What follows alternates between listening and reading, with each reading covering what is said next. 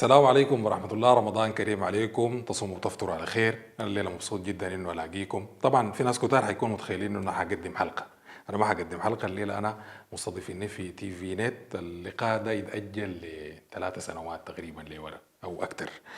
الأسئلة عادة بتكون جاهزة، يعني الأسئلة خليل ما أعرفه كاتب لي شنو في الأسئلة دي. حقوم أتابعها. هو قال 12 سؤال غايته. إحنا حنقوم نسأل الأسئلة دي لنفسي مع بعض، نسأل لنفسي وأقوم اجاوب عليها ان شاء الله، بس ما يكون في حاجه صعبه. نبدا بسم الله. نبدا يا خليل. طيب نبدا. اول سؤال، قال لي طه البشير انيق الشاشه السودانيه ثنائيه مع مذيعه ما بتنساها. انت من بديت بانيق دي انا عرفتك عندك كلام ده تقوله. انا طبعا عندي ثنائيات كثيره جدا اشتغلتها وكلها جميله، لكن في واحده من الثنائيات اللي انا ما بنساها واضافت لي كثير جدا، لأنه هي كانت مع شخصية محبوبة جدا لدى الشعب السوداني، وهي نجمة كبيرة جدا، الأستاذة نجود حبيب. طبعا هتزعل لو سمعت قلت لها أستاذة نجود حبيب. زولا حبوبة جدا وجميلة جدا وقريبة من الناس، واحدة من أوائل الناس اللي دعموني بمجرد ما بديت مسيرتي في قناة النيل الأزرق. أنا هجاوب باختصار يا خليل، ما حقدر أجاوب كثير.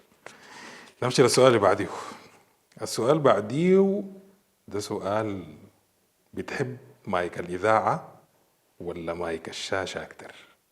طبعا الشاشة كاميرا ما مايك.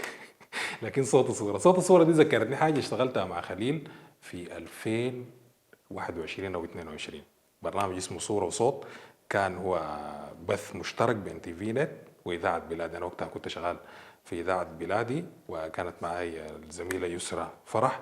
كانت ثنائية جميلة جدا جمعت بين الشاشة وبين الصوت. أنا صراحة واحد من الناس بحب مايك الإذاعة أكتر، لانه بحس انه قريب من الشخص. لما انا اكون بتكلم ومتخيل شكل الزول اللي هو بيسمع في البرنامج عبر الاذاعه بالصوت بس، بكون مستمتع جدا. خاصه انه اللعب بتفاصيل الصوت وطبقات الصوت واحده من الحاجات اللي بتخلي الاحساس يصل اكثر من الصوره. الصوره ما بتحتاج كلام كثير، بتحتاج انه الزول يختصر ويوصل الرساله ببساطه، لانه الصوره بتكمل باقي التفاصيل الباقيه.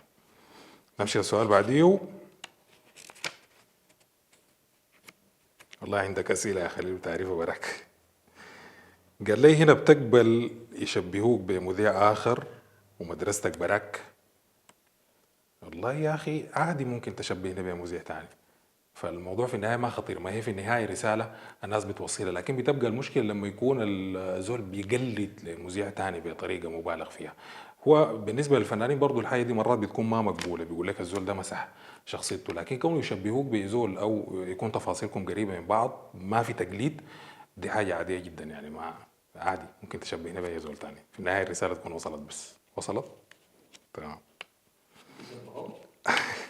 انا ما شبهوني، لكن انا شبهوا مسيرتي بزول تاني. ممكن اقوله عادي طبعا، انا شبهوا مسيرتي باخوي الغالي جدا محمد عثمان. محمد عثمان الشيخ، لانه احنا الاثنين ابناء منطقه واحده، وتعلمنا وتربينا على يد رجل واحد. اتعلمنا منه اساسيات الاعلام، وبعد ذاك راى فينا نظرة انه احنا ممكن لقدام نكون مؤثرين او عندنا تواجد في القنوات السودانيه. هو الشيخ المكرم الشيخ محمد توم، له التحيه من هنا، وجزاه الله خير على اللي علمنا له، واللي علمنا له كثير. تمام. طيب بترد على النقد اللي بيجيك في السوشيال ميديا؟ نهائي اطلاقا. انا بعاين للجانب المملوء من الكاس. اي حاجه سلبيه ما بركز معاه نهائيا، ولا بحاول انه اشغل بها نفسي. ده ما بيعني انه الكلام الطيب ما بيحفز الزول، الكلام الطيب بيحفز الزول، لكن بالمقابل المفروض اي حاجه فيها نقد سلبي الزول بس يتجاوزها، مش يشوف غيرها. وانا تعليق قاعد في راسك ولا من تعليقات الظريف؟ تعليق في واحد من التعليقات، وانا حاليا شغال من الخرطوم من الصفوف الاماميه، بحاول انه اوصل رساله واوري المعارك اتقدمت ووصلت ليوان. لقاني تعليق بيقول لي صوتك زي الزفت. انا ما اعرف الصوت زي الزفت صوتي انا ولا الصوت الماجي زي الناس. فدي واحده من الحاجات انا ما اشتغلتها. بالعكس انا ضحكت، يعني عادي، انا سيب بقول لك صوتي زي الزفت ما في مشكله يعني. عادي لو قاصد انه الصوت زي الزفت انه جوده الصوت فما مشكله، دي حاجه بتتعالج. لكن لو صوتي زي الزفت ما مشكله، ممكن تسمع زول ثاني. بس نشوف سؤال تاني. تدخل المطبخ في رمضان مع ناس البيت بتساعدهم في الفطور ولا السحور؟ والله أنا واحد من الناس بعشق المطبخ شديد، يمكن أكون طباخ ماهر كده في حاجات كثيرة بعرف أعملها، وحافظ في البيت بالمناسبة اللي كان زمان قبل ما ينتهكوا يكسروا يخربوا. كنت حافظ محلات البهارات والملح وين والسكر وين والبن وين، عارف التفاصيل دي كلها. فبقدر إنه أقوم أطلع طبخ. أنا أحيانا بخش المطبخ بقول لأمي الله يديها العافية وبرسل لها تحية من هنا، بقول لها الليلة الغدا علي. فبخش أظبط لهم حاجة محترمة جدا، وهي عارفة الكلام ده كويس. يعني ما شاء الله على أختي المطبخ كويسة جدا، والفضل كله بيرجع لها. تحية ليكم مكان ما أنتوا قاعدين. يعني تدخل ماهر اي حاجه انا بطبخها، اي حاجه. لا الكسره دي ما بعرف لها، لكن ممكن اعمل قراصه، ممكن اعمل دمعه، اي حله خضر باميه، اي حاجه. كله بعمل. بيتزا عادي، هوت دوج، بعمل اي شيء. فما في مشكله. الطليت ولا الخلفل طبعا لازم بتعمل لك العيد. خلاص نعمل لنا مسابقه مع بعض نشوف اللي بيفوز بيه. انا جاهز. تمام.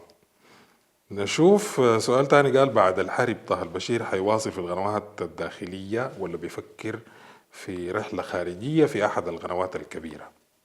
والله احنا قنوات السودانية ما في، وأكبر من قناتنا القومية ما في. أنا واحد من الناس ما قاعد أفكر إطلاقا إنه أمشي أشتغل لي في قناة عالمية. يمكن الحاجة دي كانت موجودة يعني من قبل، لكن تحديدا بعد ما الحرب دي قامت هنا وإحنا ناس البلد محتاجة لنا وممكن نقدر نقدم ونرفع من شأن الإعلام السوداني، ما أفكر إطلاقا إنه أشتغل في أي قناة عالمية. فأحسن لي يكون في دياري وبين أهلي وسط أحبابي وسط كل زول بيحبني، أحسن لي من نمشي أي محل تاني. بالمقابل برضو لازم إحنا نجيب في شغلتنا. زمان قالوا اللي ما بيجيب في ولادة عنزه بتجيب لي جيرو، فاحنا لو مشينا خليناه ما حتكون نافعه. فاكيد لو وقفنا فيها مع بعض وتكاتفنا الشغله بتمشي لقدام وبتكون مرضيه للناس. تمام. شوف السؤال بعدين. انا بحاول اقرا السؤال اول لانه انا متوقع يكون في مفاجاه هنا.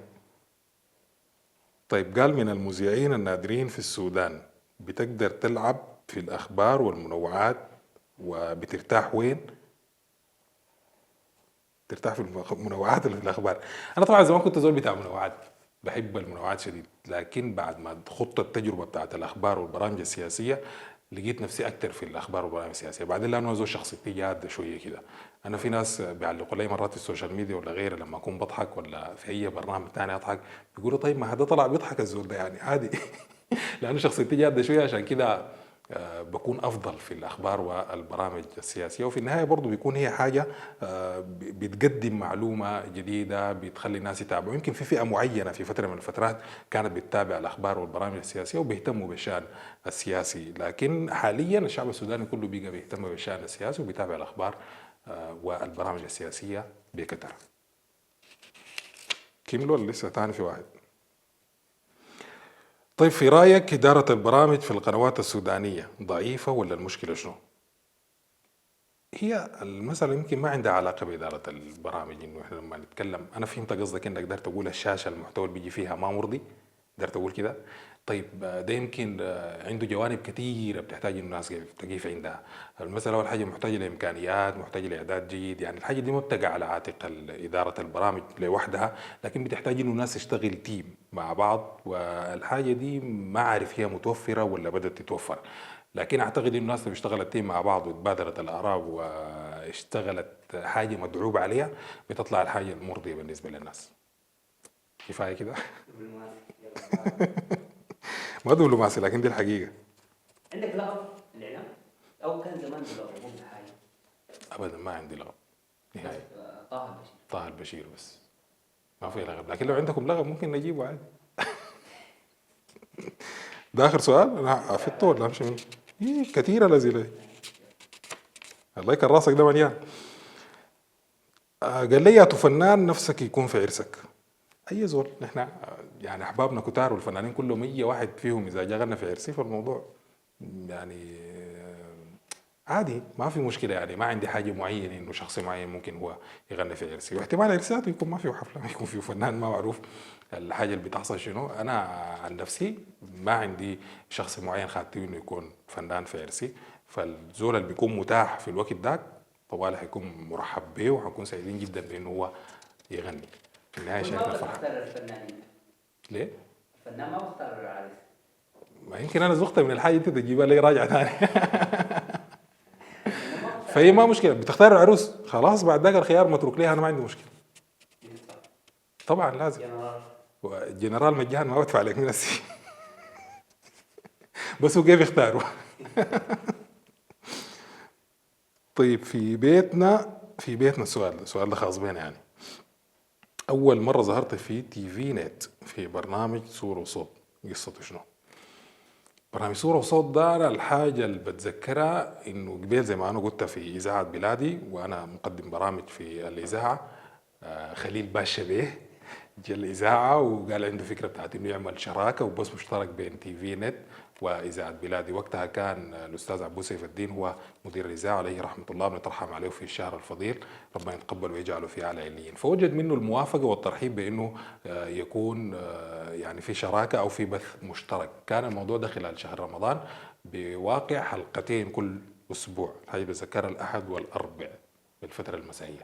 كان واحد من البرامج الجميلة جدا. أول ضيف لنا في البرنامج كان هو الأستاذ شكر الله خلف الله المخرج التلفزيوني الشهير، وكانت حلقة مميزة جدا وممتازة. أنا ما أعرف رشحني تحديدا من إنه أقدم البرنامج، لكن كانت تجربة جميلة جدا واستمتعت بها جدا واستفدت منها جدا. دي تلجأ ليك طبعا. طيب والله تي في نت قناة متحركة قادرة تواكب وتشوف الناس عايزة شنو تجيب ليهم، وبتثير الجدل في حاجات كثيرة جدا. بتجيب شخصيات مؤثرة أو غير مؤثرة أو منتشرة في مواقع التواصل الاجتماعي، اللي بتشوف الناس عايزين شنو بيجيبوا للناس طلبهم. ده رأيي من المذيعات الموجودات حاليا. يعني الناس اللي مروا عليكم في تي في. طيب انا لو سالوني انه اختار بختار يسرا فرح، لانه عندي معها تجربه قبل كده وكانت ثنائيه جميله جدا. فلو اخترت او عاد الزمن تاني ونرجع نشتغل هشتغل معها تاني. شوف انا ممكن اشتغل مع مذيع عادل، لكن اي ناشطه بتاعت مواقع التواصل الاجتماعي او غيره ممكن هي تشتغل في تي في نت، لكن انا ما بشتغل. امشي اللي بعديه احسن صح؟ طيب ده السؤال الأخير، باقي 2. قال لي بدايتك في بكرة وآخر محطاتك بلادي، طه كان مرتاح وين؟ والله يا أخي بكرة هي البيت الأول. أنت أسئلتك دايما محرجة شديد. بكرة كانت البيت الأول ولقيت فيها ناس يعني حياتي أنا ما هنساهم، وكانت بداية تجاربي معاهم وتعلم المشي ذاته في إذاعة بكرة. فهي محطة من المحطات اللي أنا ما بنساها إطلاقا. لكن إذاعة بلادي بوابة دخلت من خلالها للإعلام الحقيقي، وعرفت كيف بيتم التعاطي ومعالجة مشكلات المجتمع وطرح القضايا بالصورة الإعلامية الرصينة المطلوبة والاحترافية. بس لا، اشتغلت في بلادي، اشتغلت أول حاجة في بكرة، بعد ذاك اشتغلت في حواس، بعد ذاك بلادي، 3 إذاعات بس. يلا ده السؤال بتاع هلالابي ولا من رخابي ولا بتشجع الرميلة؟ ده انا اتفاجأت بيه طبعا. والله بشجع الرميلة طبعا بلا شك. انا لو قلت لك يعني انا لا هلالابي لا من رخابي، زمان كنت من رخابي مع ابوي وانا ما اعرف حاجه، بشجع المريخ مع ابوي بس. لكن بعدين انا بقيت لا هلال ولا مريخ، بشجع الرميلة بس زي ما قلت، لانه ليه الناس كلها بتتقسم يا هلال يا مريخ؟ ما في انديه ثانيه برضه تستحق الناس تشجعها وتمشي لقدام. طبعا بتمنى انه نادي الرميلة برضه يعود لمجده، وهو من اوائل الانديه في الخرطوم اللي تاسست وكانت يعني عندها رمزيه قويه جدا، وبيخرج كمان لاعبين لكل الانديه الموجوده في ولايه الخرطوم وخارج ولايه الخرطوم. ده السؤال الاخير. ممكن تقدم برامج رياضيه؟ والله انا جربت برامج كثيره، والبرامج الرياضيه جربت اشتغلت فيها، لكن ما جات معي، ما جات على مودي، ما قدرت انه انا اتعايش معها. خدتني الظروف قبل كده انه قدمت حلقات في برامج رياضيه، لكن ما كنت مرتاح فيها، لانه ما ملم بالجوانب الرياضيه، ما متابع للاحداث الرياضيه، وعلاقتي ضعيفه جدا بالرياضه. والله ارسي قرب وقرب وما قرب. يعني ممكن يكون قريب وممكن يكون شويه كده، على حسب الظروف والتساهيل والحاجات اللي بتحصل. هتقول لي العروس جاهزه ولا ما جاهزه؟ انا عارف القصص دي، عارفها كويس انا. العروس جاهزه. السلام عليكم ورحمه الله، رمضان كريم عليكم، تصوموا وتفطروا على خير لحد ما نلاقيكم في مساحات تانية وتي في ندي. لو جاوت لي مشاكل ثانيه ما حيجي، كون واضح معاكم لحد ما نشوفكم على خير. خليكم في حفظ الله ورعايته.